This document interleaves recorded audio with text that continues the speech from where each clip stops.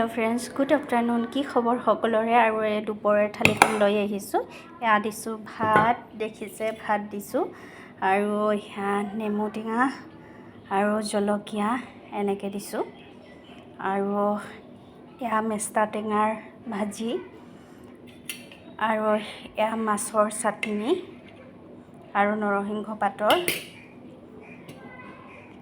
আৰু এয়া হৈছে ভেন্দি ফ্ৰাই, ভেন্দি ভাজি, আৰু এয়া হৈছে ভাতকেৰেলাৰ ভাজি,